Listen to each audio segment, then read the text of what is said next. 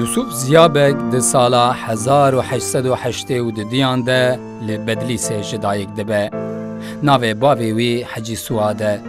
مالباتا وی یک مالباتن زادگان بدلیسه یه کوک کجزاده یان تیناس کرن. دبستان سلطانی یا بدلیسه د قدینه. د پارلمنتو یا اول ده وک پارلمنتر بدلیسه دبه مبوس. یوسف زیابک با آوائه کی چالک دناوا تکوشینا نتوی یا کرد دخبته. یک جه اندام و سرکش کومله یا کرد عالیه. جهب بلابونا کردان او عاجست به. جبو یکی تیا کردان دخبته.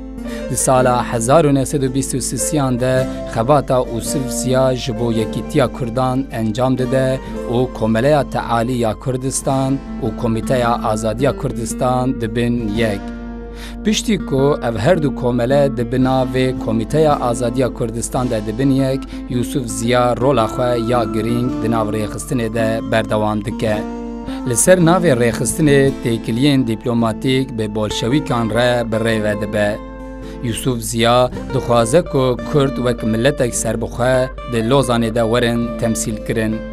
یوسف زیابک و خالد بگ جبری وک سروک ریخستنا آزادی کردستان به تاوانا حاضری سرهلدان دکن دین گرتن و ده 4 نیسان 1925 ده به برای خواه علی رضا و چند حوالین خواه لسوکا بدلیسه دین بداردا کرن.